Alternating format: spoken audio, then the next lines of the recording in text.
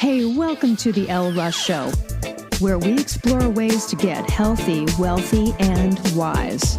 With a combination of guest interviews and solo episodes, I hope you will be inspired and motivated to become the best of whatever you are.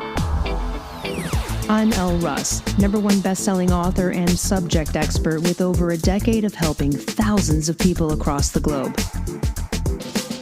Visit my website, elleruss.com, to learn more about free guides, masterclasses, online courses, and more. Enjoy the show.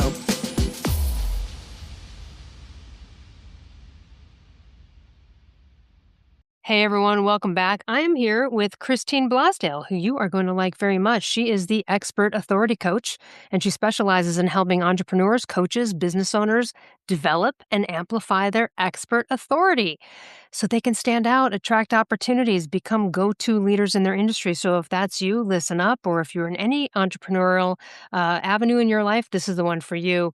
She is a podcast and multimedia coach. She has raised over $19 million for KPFK, the nonprofit radio station in Los Angeles. Thank you so much for that. And she has hosted and produced a couple of podcasts. We'll talk to her about that. She's got workshops and all of the ways you can learn from her and also coach with her privately. Christine, welcome to the show. Thank you, Elle. I've been looking forward to this. Yeah, I like your energy, and I saw your stuff, and I was like, yeah, I want to have a conversation with her. Well, Uh, first of all, let's just start off with, I'm talking to you. You are in Australia now, even though you're an American. You have gone across the pond and become a citizen with your yes. partner and living that life. That's wonderful. How did you? What were you doing in the U.S. out of college? What was your trajectory? Let's give the mini. What was your life up until now? Yeah, okay. Oh, well, I've always wanted to be a teacher of some sort. And when I was, I'm gonna date myself, but I'm of the age where we didn't have a lot of coaches. There wasn't business coaches everywhere. Not everybody was a business Gen X, we were our own coach. Yeah. We were. When you said coach, it was like a volleyball that the volleyball coach, right? Or the softball coach. But I always wanted to teach. And that's because I had a really wonderful teacher when I was a kid. And she knew how we learned, how each of us learned, instead of doing a blanket, this is I'm gonna teach this way and everybody's better just step up. She understood some people were visual, some people were tactile, some people were more auditory. And so I saw that and I was like, that's so cool. So I went to college and was gonna be a teacher. And then I graduated with my teaching credential and I realized what they pay teachers, public teachers, Mm. and the first 2 years, what you gotta do, and I was like, "Oh, no, no, no. That's not, gonna be appropriate for me." So I kind of floundered for a while. I was like, "I don't know what I wanna do." I was a fitness coach because it was all fitness. It was Jane Fonda and, aerobics and all that stuff, and I was like, "Yeah, okay." And when you're really young, you're so fit and good looking that everybody's like, "Yeah, I'll hire you as my fitness coach." And so I did that for a while in beautiful La Jolla, California, which I don't know if you're familiar with it, Oh, but it's yeah. just I mean, what a place. And San Diego was my Mhm. stomping grounds, and it's such a great place out of high school going into college. It's just the best. And so I was there for a bit, and then I got a lucky break. It's one of those things, man.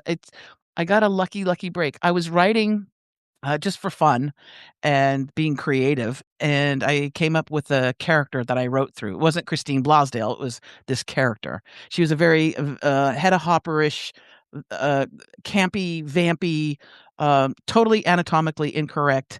Um, a little bit of a martini toter. She was a little buzzed all the time, but I wrote through her some music reviews and movie reviews that were brutally honest for this little rag, little West Hollywood gay rag, and I saw an opportunity for America Online. They were looking for columnists. They were looking for people to write for America On. Now, back in the day, there was no TikTok, there was no YouTube, there was Nope. nothing. There's no No Facebook. podcast, nothing. Nothing. Nothing. The only thing was AOL and that screechy sound, waiting for the modem to bug up and, that "You've Got Mail" guy voice, and I got the opportunity to write an entertainment column, and I wrote through this cartoon character called Beatbox Betty.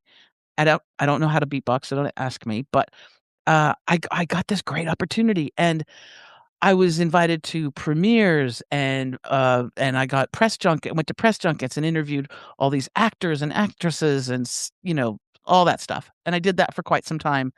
I loved it and communicated through my column sort of like like Shrek kind of vibe so that young people would enjoy it and older people would go, "Oh, that's saucy. Yeah, okay, I get it." And so I did that for a while and then 9/11 happened. And Gosh. I was like, "What the hell am I doing?" I really it was one of those moments where I was like, I don't think it's important what Angelina Jolie is wearing or who she's dating or like, it was one of those moments, and I Yeah. just said, "In the great scheme of things, is this really important? And should I be putting all my energy into it?"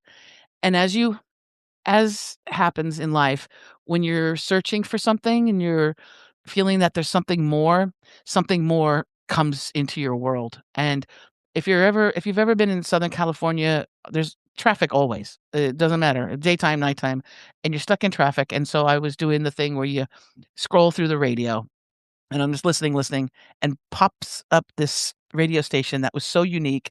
It wasn't a fear machine as the media was right after 9/11.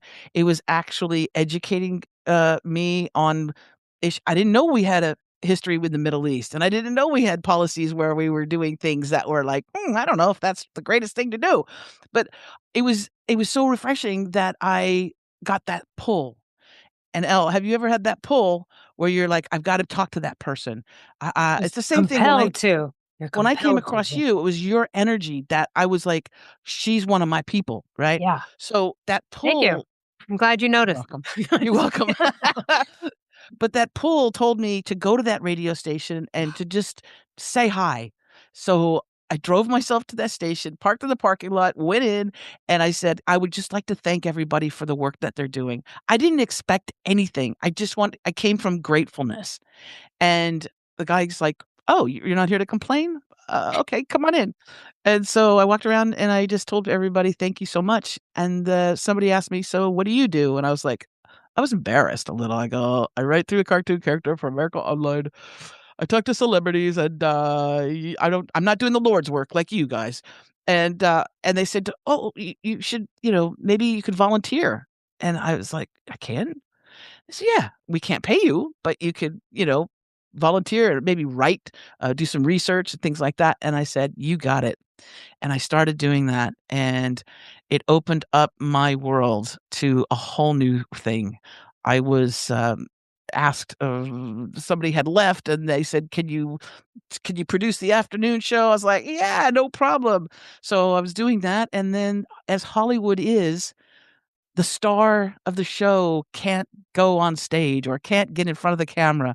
In this respect, it was they can't do the show at 5 o'clock, which is drive time. And, the program manager said, "You need to go on the air and you need to host the show." And I was like, imposter syndrome, first of all, red flags everywhere. I was like, "No, no, no, no, no, I can't do it. What if I mess up? What are people gonna think? I'm not supposed to be in front. I'm supposed to be in the back." And they said, "Well, too bad. You have to do it." And that, L, is the day I walked into the studio, I was shaking, I was so nervous, my mouth was dry. I pulled the microphone next to my face, I put the headphones on, the on-air light went on, and then my whole life changed. It was as if I stepped into you step into your vibe, your groove. I was like, every word that came out of my mouth was gold. I was just like, I was connecting with an audience. There was hundreds of thousands. I don't know how many people were listening at 5 o'clock drive time in Los Angeles, but I just felt a connection with them. And so that started my career as on air host slash producer. Did that I was at that radio station for 20 years. 20 years. I never did anything for 20 years, but Right. I was there for 20 years, and I loved it, and I learned the craft of knowing what people need and want, and how to communicate to them that you have an answer for them, or you have a suggestion for them, or you can say, "This is what I do, and this is how I feel, and I'd like to share that with you." And that's really how I honed in that craft, so to speak. And then as I was talking to people and interviewing them, I my intuition would come into play, and I'd say, have you ever thought about writing a book about this?" "Oh, I never thought about that. That's a great idea." Or, "Hey, have you ever thought on your website to put" "That's a fantastic idea." So what was happening is people were starting to hire me from talking to them on the show. They'd hire me as a coach, as a business coach. And that just kicked off, and I said, "You know what? I really like that." And I dived into that more. And then I started my coaching business, and that was many years ago. But, I just sort of progressed and moved along the way, and podcasting was a natural, uh, Yeah. extension. Going from radio to podcasting, I was like, "This is cool," because you have complete control over your own show, Yes. and you can invite guests on that you want. So that's kind of my long, long story of how I got started. Yeah, what a life. Absolutely amazing. You know what I love about the fact that you just went in there? It was nice to just hear you say, "Oh yeah, I just wanted to go in and thank these people because it was just they thought they were so awesome and they taught me so much." That's lovely. Um, but also the fact that you agreed to work for free. Listen, Mm. I'm in Hollywood, right? I'm in LA. I'm not in Hollywood, but it's right down the street. um, I just would kill myself if I had to live in Hollywood proper. I live on the outskirts. But it's kind of like, I'm a writer, we always work on spec. How do you expect you don't go in to NBC and go, "I am a really good writer.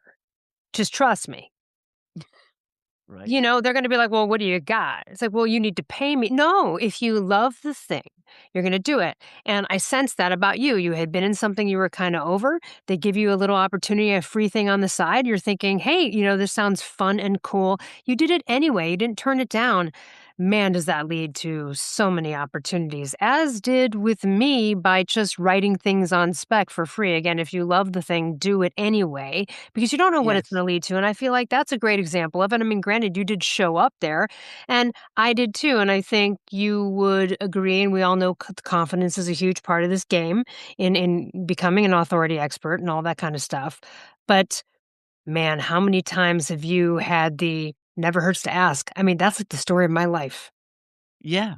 Well, and also, if you never try anything, you know, that's the thing. And during that 20 years, I got an opportunity. It was a weird opportunity. There was a lot of stuff happening, and they needed somebody to be the general manager of the radio station. Now, again, imposter syndrome came in because they came up to me and they asked me, "Can you please just manage the station only for a couple weeks because we're in a transitional period?" And they went around and asked everybody, "Who do you trust?" And the executive director said, "Your name kept coming up. They trust you. They trust you, Christine." And I said, "Okay, now I've got to get rid of that imposter syndrome and step up to it because they need me." Now that couple weeks turned into a full year, but the thing was that I needed to know I already knew sort of what everybody did, right? From the lowest of the totem pole all the way up, from hosts to technicians to, engineers to writers, all those different people. And when you know all of those different jobs and duties and what it entails, it makes you such a great leader, but also then you can dip your toes into things and go, "Hey, you know what? I tried this and I really like that." I really loved doing editing. In the beginning, I was terrified of the thought of it because I thought it would be too hard. But then when I got my hands into it and I said, "Oh, there's so much creative music, having music in as a bed adds emotion, right? All of those things." And so I think it's really important for us to try those things to see if it's something that we want to do. And volunteering or interning is a great way to do it. That's And you that's get how your I got foot in my the first door. couple acting gigs, basically, or one of my first acting gigs was it's different nowadays because back when I was starting, and again, aging myself, Gen X, but it was like physical headshots. But I offered to go work for free at a casting office, right? Eventually, they're going to say, "Hey, why don't you come in and be the reader?" Yeah. Now I'm reading with famous people for an audition. I'm just the reader, but then they go, "You know what? You were really good at that. We're going to give you a shot." Right? Yep. And then I learned Yeah. from the inside how it works, and I was in the mix of it and understood it, and it felt like, well, at least I'm in the fucking game. Yep. So, right, at some point, you gotta get in that game. I love that you did that. Let's talk about the imposter syndrome for a second because you talked about how you were in front of that mic and the shit lit up on air and you were like, "Oh, oh, no. Here we go." Um I don't know what was going on in your head at that moment, but obviously because you did it, you had to at some point be like, "Fuck it, this is your shot. You have no choice. Fucking go." Right? I have had these conversations with myself and I've coached people on this where, people go, "Oh, don't you ever get nervous?" And I go, "No, well, I don't anymore. I don't." But there's nerves. There's nerves. There's some adrenaline going. I can feel my pulse go up before I'm about to get on stage. One time I was about to go speak right after the most boring mofo was speaking. He Listen, he put everyone to sleep. It was like a convention, so they'd been gone all day, and it was 5 p.m., and my turn to go on. I'm like, "I'm not going on at 5 p.m., and this guy's putting it." And so here's the thing, I had to hype myself 'cause that was a little bit of a downer, right? You're like, "Oh, no, I got a sleepy," and I did that self-talk. I was like, "Hey, man, bitch, you asked for this. You asked for this. You wanna be like, you asked to be here, okay? You asked to be You're not gonna bail, and you're gonna do it." And then the other thing was just like, you go in there and rock these fuckers awake right now. You come in there, just come in stronger than you thought you would have. Didn't think you'd have to come in this strong. You have to come strong. It's a Yeah, self talk thing. It's not necessarily that the nerves are nothing, but you do it anyway. There's the thing, right? I mean, I yeah, was just talking to Dan on a podcast. You don't wait to be confident to do confident behaviors and confident things. You do it with the uncomfortability anyway. It does yeah, get easier and easier over time. It's like compounded interest. You definitely start to be like, yeah. oh, yeah, that was nothing. That was nothing. Oh, now I can really confront my boss about the raise or whatever. But so, what was going on in your mind at that moment? Was it just a fucking I'm put on the spot? I have no choice. But it worked. Did you have self talk? Did you have a pep talk? And in those moments that you've had from there on out with the little imposter moments that you mentioned, what's going on there, and what do you say to people that are feeling that? Well, first of all, everybody has moments of imposter syndrome, and a lot of times the people who experience it the most are overachievers, right? They're the people that want things to be perfect, and nothing is perfect, and we grow and we learn by trying things and making mistakes. It's like as a kid, you try to stand up, and as a little one, you try and stand up and you fall over. Oh, okay, I got to get back up again.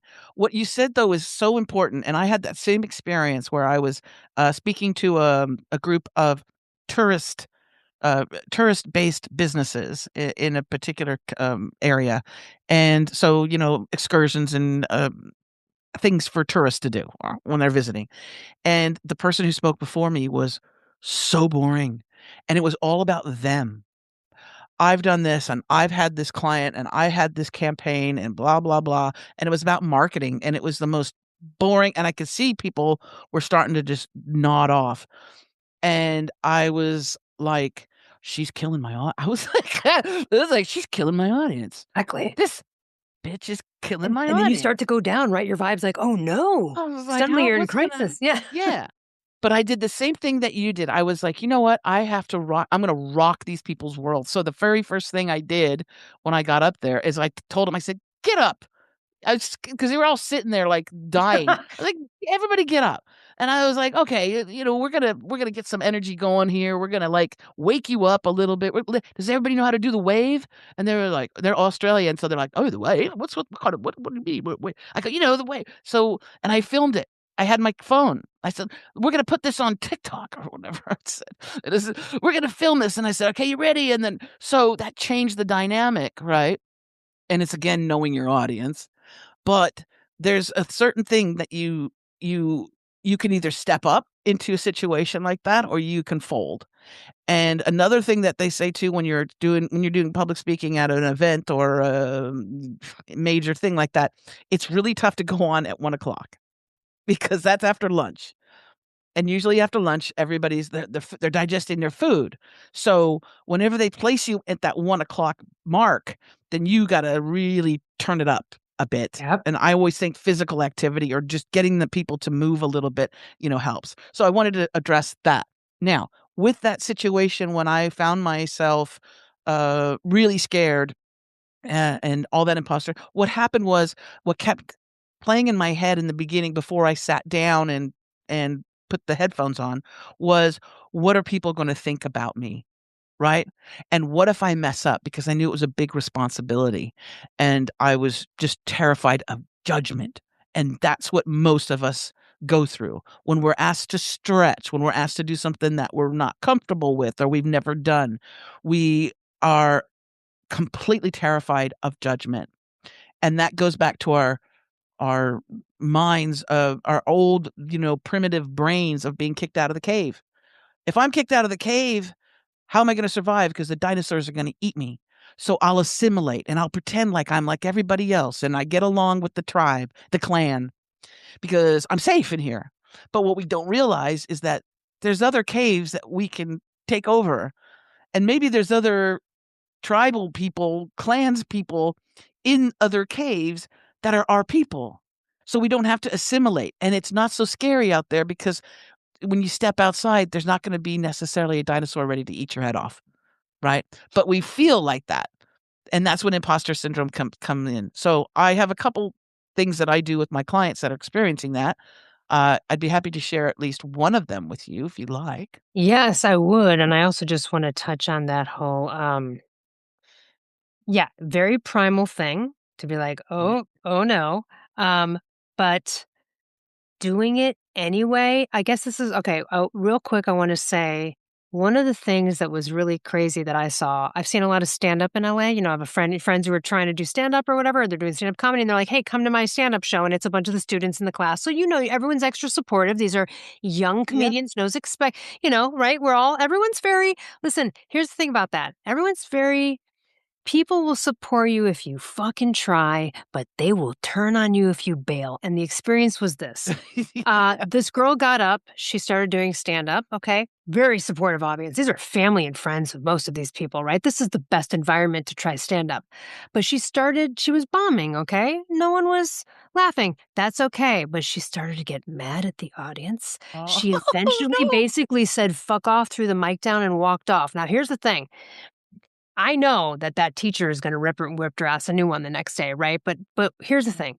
You had everyone's support even if you sucked so bad, but you did it with energy and you just kept trying anyway, even though you were dying inside, we would have clapped and stood up for you and we would have been right. Yeah. But she blew it and she made everyone hate her like 10 times.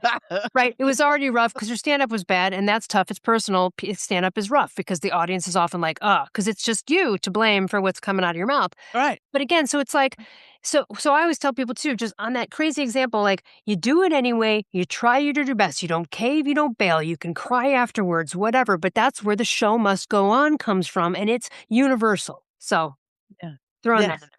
And I wanna what hear I about do your tips, but I just had to what I do with my client, and it's because I experienced it at that moment too, even though my knees were shaking and I was nervous and my mouth was dry and all that stuff. And I had a bunch of water. I mean, I kept like, before that on air light went on. But here's the thing, and this is what I did, and this is what I teach my clients, is that when they experience that moment of imposter syndrome and they're terrified about going on video, doing a live, speaking in front of a group of people, whatever it is, whatever, I say to them this: "Listen, it's not about you. It's not about you." And usually they look at me like a dog, when you ask them "Do you wanna go outside?" And they go, "Huh?" They turn their head, and I said, "It's not about you. If you don't show up, then the people that you say you wanna serve, you wanna inspire, you wanna motivate, you wanna help, they're not gonna get it. And so you're not letting yourself down, you're letting them down by not showing up." And so we shift the focus instead of it being about me and how do I look and how am I gonna be, interpreted and what people are gonna think about me, we shift it to what about those children, those kids that you wanna inspire? What about the community you wanna raise out of, poverty? What about your clients who you say if you're a fitness coach that you wanna help lose weight and feel great? Focus on them, and it takes a lot of the pressure off. And that's what I did at that moment. At that moment, it was about yes. there are thousands, tens of thousands, hundreds of I don't know. There's a lot of people that at 5 o'clock, they're turning on their radio or they're scanning their radio. Usually, I knew that they'd be scanning, they like, what are you Flipping scrolling around. through the Yeah. yeah. Flipping Um, channels. and so they would come in at the beginning, but they could also come in, you know, 10 minutes after 5 or 15 minutes after 5, whatever. So I knew that there was always gonna be an audience tuning in, and the people that have already been with me, I need to keep that flow, right? But it was about them. And I put myself in their shoes. If I'm sitting in traffic and I'm listening to the radio, what would be interesting to hear? What would be right? And so I took a huge leap. Do you know what I did? I did a quick intro, 10 minutes maybe. Hi, you don't know who I am, but I'm this person, blah, blah, blah. I opened up the phone lines. Oh, that's I very said, I brave. want to know, Nice work. I want, yeah, I said, I want to know what you're thinking about. I want to know what you want to hear more of on this radio station. Now that opens up a whole can of worms because you can like every person who has a negative, hateful, hurtful thing Sure. could get on the call. And you know what? I put that little you know that little protective bubble that you put around when you're driving or your kids are driving for the first time. You're like, please, Lord, protect them with the pink bubble. That's Yep. what I did. I said, anybody who's going to get through the lines, they're going to be needed to be heard. And they're going to be positive, and it's going to be something that we need to hear. It's not going to be negative. And you know what? Every call was so positive Nice. and good intelligent. And of course, I would, stroke their ego from time to time and say, this audience is one of the most intelligent audiences, right? Actually, you know what? So, Truthfully, I would say mine is as well. Absolutely, because you know what? yes. A lot of them, because especially on the health thing, if they're with me for thyroid and not confidence, then they have already kind of gone down their own research. Like they've like already had to like learn something about science they didn't want to fricking learn before they even like probably found me. Dr. Google, they play But I Dr. always tell Google. people too. I'm like, listen, what if I didn't have the confidence to go out and do what I did with the only reason my first book is a number 1 best-selling book is because of me. I Yeah. mean, it's because people bought it. It was to help people, great. But like because I went out there, because I talked about it, because I needed to tell people about it. So confidence is you could love yourself as an artist and think your art is amazing, but no one's coming to knock on your door for it. You still No. have to go out and show your work and make relationships with do what I, the whole thing, whatever you would do as an artist. And so, that's why they call it show business, right? You can be a great actor, but if you're too shy to go put yourself in front of people who can then judge you to give you the job, so there's all sorts of layers of this. And I know you help people with this, of course. Obviously, this is the trajectory of your life. But let's talk about I know it's always the what will people think? That's what I get all the time with confidence too. Um, they're always worried about, well, before I've even done the thing, I'm already worried about in the future of what other people will think. What are some other ones? Like it's too late. Excuse my voice. I'm getting over a cold, everybody. Oh, I'm too old, I'm Yeah. too, fat, I'm too, it's saturated, that's the other thing. When Oh, I there you talk to go. somebody who wants to be a coach or like a business coach or something, "Oh, yeah, the industry's it's saturated. Isn't it saturated?" And I'm if I had a dollar for every time somebody said that, I said, "You know what?" I said, "Listen, uh, this is gonna be difficult if you're gonna also throw obstacles at me every every time." But I said, "There's nobody like you." It's not about your program or your funnel or your course. It's about you and your energy, your vibe. If we wanna get unicorny, we emit an energy. We emit a you can't see it, but you can feel it. And that's how I was so successful on the radio all those years, because I emitted an energy. And the same thing why I was when I saw you, I was like, "Girl, that's my vibe. That's my family. That's my tribe." Right? And so we attract or repel people based on our energy. And it's you express it through the photos that you have on your website or your social media, the videos that you do, your blogs that you write, the speaking engagements that you have, all of that. And that's the key. That's what I try and tell people too. It's your energy. And if you're going to be someone who's going to be it's too saturated, or I'm too late, or I'm too old, or who wants to talk to me, who wants to listen to me, then you're not going to that's the energy that you're putting out, and people are going to run.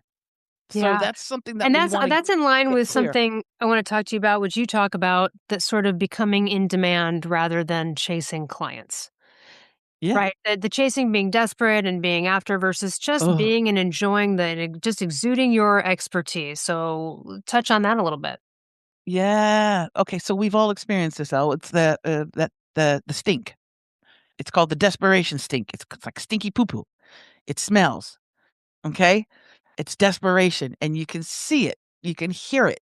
I'll get emails from people that I kind of wanna support and go, "Yay, you're doing great." And I can see it in the email. I can feel it. And it's because 'cause they're constantly emailing and saying and it's all sales. It's all, "Buy this program, buy me this, buy that." And I said, "That's gonna all repel people." Yeah. I don't are you into human design? Well, I'm not into it per se, but I have a friend who's really into it and did my thing and talked about it, so I know enough about What are it you? to, What's for your, are you a projector? jeez. Are you a No? manifesting generator? I think I'm a generator? Generator? It So wasn't it wasn't a straight I'm manifestor, it was a generator. But then it's like Enneagram 8 really is totally me, and so is the Myers-Briggs ENTJ. I've got them all, like all the personality yes, tests. I'm like, yeah, and they've all been, actually quite accurate. But yeah, so anyway, go ahead with what it's were you going to say about really human design? well, it's really a great tool for coaches.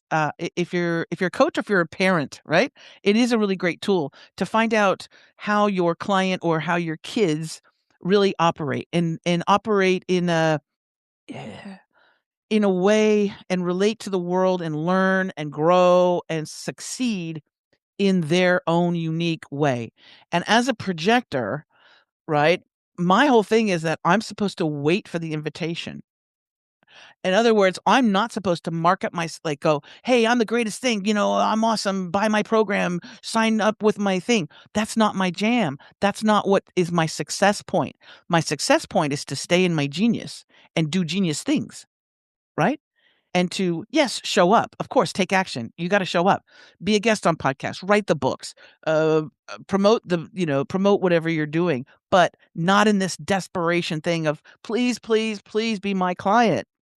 You stay in your genius zone, and the right people will see you, will hear you. Do you know how many times I've had people who've heard me on a podcast? They've booked a call with me to learn more because they're like, "I saw you or I heard you on that podcast, and I really connected with your energy." Mhm. Yeah. So, knowing how you work, I'm just saying is that the human design is a cool blueprint, and you can get a free chart, Yeah, online, you can get a people free can go chart. look into it. It's kind of fun. Yeah, but it helps. It Um, helps as your map, so to speak. as we're sort of winding this down and I know you have a heart out, let's talk about this 90-day authority accelerator program. Yeah, so And I found let's talk about that because I think that could be a great place for people to start, perhaps. Or yeah, it's a wonderful place to start because I found that in 90 days, I don't believe in long contracts. I don't believe other people can do it, and that's absolutely fine. But I don't believe I'm in with you. signing somebody up for like a year and all of that because my clientele are solopreneurs. They don't have a staff, they don't have a marketing budget. They're doing it all themselves and they're overwhelmed to the tilt. So I make it affordable, but I also make it so in 3 months' time, they're gonna see a huge progression. We go through everything. We go through their branding. We go through their website, their social media. We look at tools, marketing tools that they're gonna thrive in. Not everybody's a podcast host, but some of my clients are really good at speaking. Right? And we can take what they're speaking about, we can turn it into a best-selling book. We can get them booked on podcasts. There's different things that we can do. But in 90 days, it's just enough time that we can actually build the foundation of the branding, the actual business. What are you offering? Are you offering too many things? Are you offering everything to everybody? We hone that in, and in the 90 days, it's just that sweet spot where we get a lot done. And then after that, some clients stay with me after that, and then other people go, "Let me fly and see how I do," and then they can come back for a tune-up every now and then. I love that. Tune up. Yeah. Yeah. The tune up offers. Um, I love that so much. And also tell us about your podcast and so where people can, find you. We'll put everything in the show notes, but tell us where, people can go to find out more about you and then also what the name of your podcast is. It's super easy, and if they Google anything with Expert Authority Coach, I'll come up. expertauthoritycoach.com is my main website. If they're interested in that 90-day program, they can go to 90dayexpertauthority.com. But my podcast show is called the Expert Authority Coach podcast, and I've been doing. It used to be called Out of the Box with Christine. For 10 years, I had it. That was the title. And I interview all kinds of amazing people that help business owners with motivation, inspiration, and of course, educating them on some tools and tricks and things that they can help them with. But after 10 years of Out of the Box with Christine, I wanted to really claim that brand of Expert Authority Coach. So that's why I changed it. I took my own, when you finally take your own advice, when you, When you coach you yourself finally. Yeah. yeah, you go, I should name it what I am. That's a brilliant idea, Christine. You've been telling your clients this all for years. So I did that, and then I'm working on my sixth book. I've got 5 bestsellers out, and I'm working on my 6th book, which is called The Expert Authority Code. Nice. I love it Yeah. so much. Hey, I wish I had more time with you, but hopefully you'll come Me back. too. Well, I want you on my show, so Yeah, we'll do we we'll do a vice versa, and we'll promote them please both do. ways. Everybody go check Christine out. It's not too late. It really isn't. Stop, and it's not saturated. There's someone for you. Said this a million times. I've interviewed over 500 people. A couple were excruciatingly painful to get through because they were so boring, yet have thriving businesses because there's someone for everyone. Really. Yes. There really is, guys. So get to Christine if you need some help with this, and everyone else, we'll see you next week. Thanks, Christine. Thank you, Al. You're awesome. Hey, thanks for listening. If you enjoyed this show, I would so appreciate you leaving a review on Apple or Spotify or wherever you get your podcasts. And to learn more about partner discounts on amazing products, visit elruss.com/discounts.